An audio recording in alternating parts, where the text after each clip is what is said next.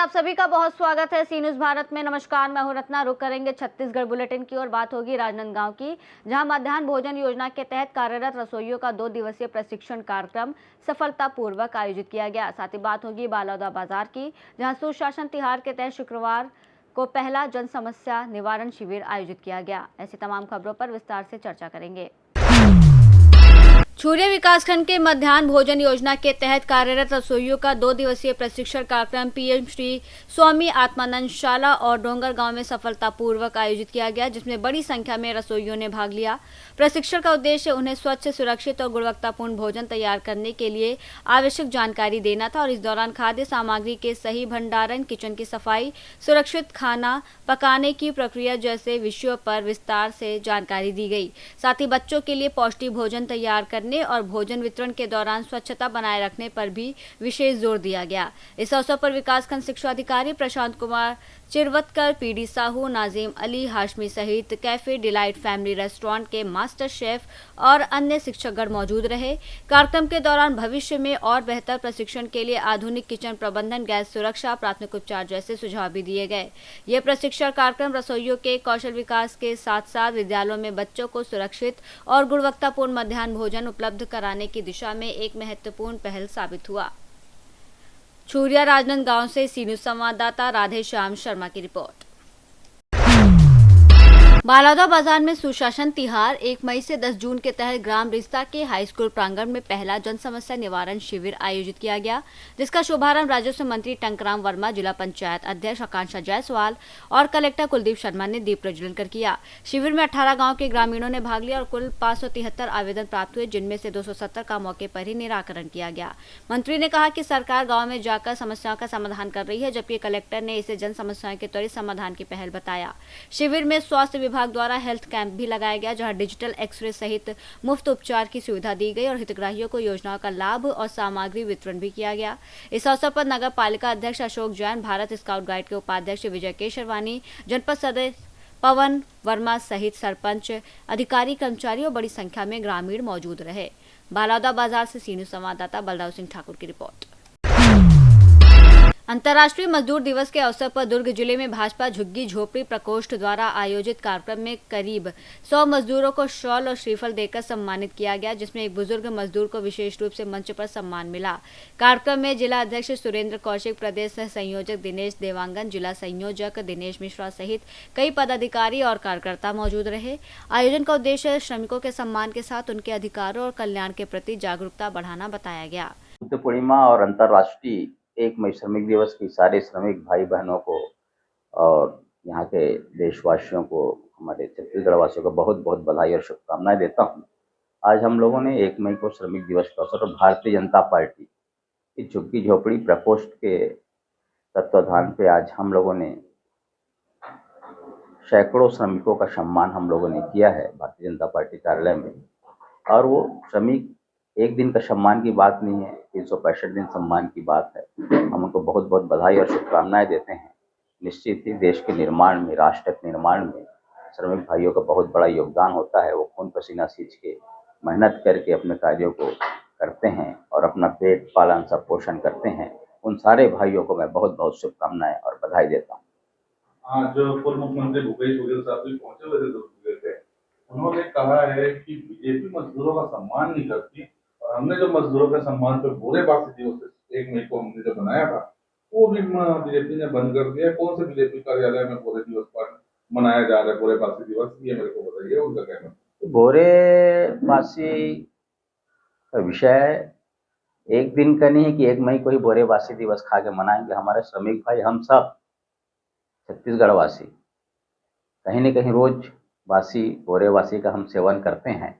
एक दिन ढकोसले के लिए कांग्रेस पार्टी 1 दिन का भोरे बासी दिवस मनाती है। हम सारे श्रमिक भाइयों को सम्मान करते हैं और सिर्फ बासी खा के सम्मान करने की बात नहीं है। इस तरह से तथ्यात्मक जो संवाद कर रहे हैं माननीय पूर्व मुख्यमंत्री, गलत है।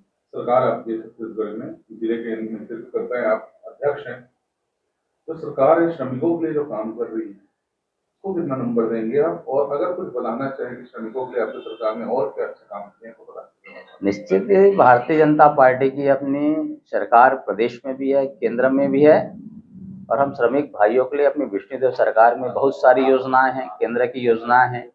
उनके सम्मानों से लेके, उनके स्वास्थ्य को लेके, उनके बच्चों के शादी के लिए, उनको परवरिश करने के लिए सारी योजनाएं केंद्र सरकार और प्रदेश की सरकार दे रही है। आज अंतर्राष्ट्रीय मजदूर दिवस है। पूरे विश्व में मजदूरों के सम्मान पर कार्यक्रम आयोजित होते हैं, लेकिन हमारे देश में यशस्वी प्रधानमंत्री आदरणीय नरेंद्र मोदी जी के नेतृत्व में 12 महीना उनका सम्मान होता है। क्योंकि आज दिवस इसलिए हमारे भारतीय जनता पार्टी के बैनर तले प्रदेश भाजपा झुग्गी झोपड़ी प्रकोष्ठ के निर्देशानुसार हमारे दुर्ग जिला झुग्गी झोपड़ी प्रकोष्ठ के बैनर तले जिला भाजपा कार्यालय में मजदूर भाइयों का सम्मान हुआ है। और हम सब ने जो मजदूरों को हित में जो चलाए जा रहे हैं हमारी सरकार की योजनाएं उनको भी बताएं और उनका गमछा पहनाकर, श्रीफल देकर, तिलक लगाकर उनका सम्मान किए। और उनमें से जो एक वरिष्ठ मजदूर हैं उनको हम लोगों ने मंच में बैठाएं। मंच में बैठाकर जिस प्रकार से उनका राष्ट्र निर्माण में योगदान है, समाज में उनका योगदान है, वो अतुलनीय है। निश्चित रूप से मजदूर के बगैर हम समाज की कल्पना नहीं कर सकते। ये चाहे वो घर बनाने हो, किसी भी प्रकार के काम हो, मजदूर भाइयों की आवश्यकता होती है। इसलिए मजदूरों को सम्मान 12 महीना होना चाहिए और इनके बगैर हम समाज की कल्पना नहीं कर सकते। आज इनका हमारे जिला अध्यक्ष जी सुरेंद्र कौशिक जी के नेतृत्व में हम सब ने कार्यक्रम आयोजित किया। हमारा कार्यक्रम के संयोजक इसका दिनेश मिश्रा जी हैं, सहसंयोजक दीपक सिन्हा जी हैं और सभी ने मिलकर एक बहुत सुंदर कार्यक्रम किया। निश्चित रूप से सफल कार्यक्रम रहा। भारतीय जनता पार्टी के द्वारा हमारे यशस्वी जिलाध्यक्ष सुरेंद्र कौशिक जी के तत्वाधान में यह कार्यक्रम हुआ है। इसमें हम लोगों ने तकरीबन 100 मजदूरों को सम्मान किया है। उनको शॉल ओढ़ा करके और श्रीफल दे करके उनका सम्मान किया। और उनमें एक बहुत ही बुजुर्ग थे बिसवाराम जी, जिनको हमने मंच प्रदान किया। मंच पे उनका स्वागत हुआ। इसके साथ यहाँ पर हम लोगों ने उन लोगों को जलपान कराकर और उनकी खुशी के साथ उनका यहाँ पर सम्मान किया। मजदूरों के साथ बोरेबासी काय केली है आपको? बोरेबासी आज हम लोगों का प्रधानता नहीं था। आज हम लोगों को उनका जो दिल खुश करने वाला, क्योंकि क्या है, हर व्यक्ति अपने घर में जो खाता है वो तो उसके लिए होता है, मगर बाहर निकलता है तो सोचता है कुछ विशेष हो। इसलिए उनको कुछ विशेष मिठाई और नाश्ते का इंतजाम यहाँ पर किया गया था। मैं दिनेश मिश्रा, जिला संयोजक झुग्गी झोपड़ी प्रकोष्ठ, भारतीय जनता पार्टी, दुर्ग छत्तीसगढ़ से सीनियर संवाददाता धर्मेंद्र गुप्ता की रिपोर्ट। जगदलपुर में कलेक्टर आकाश छिकारा ने नगरनार स्थित एनएमडीसी इस्पात संयंत्र का निरीक्षण कर सुरक्षा मानकों, उत्पादन प्रक्रिया और कार्यप्रणाली का विस्तार से अवलोकन किया। उन्होंने सेफ्टी इंडक्शन हॉल और ब्लास्ट फर्नेस का निरीक्षण करते हुए लोहे के निर्माण की प्रक्रिया की जानकारी ली और संयंत्र की उत्पादन क्षमता और फिनिश्ड प्रोडक्ट्स पर अधिकारियों से चर्चा की। अधिकारियों ने बताया कि संयंत्र निर्धारित मानकों के अनुसार निरंतर बेहतर उत्पादन कर रहा है।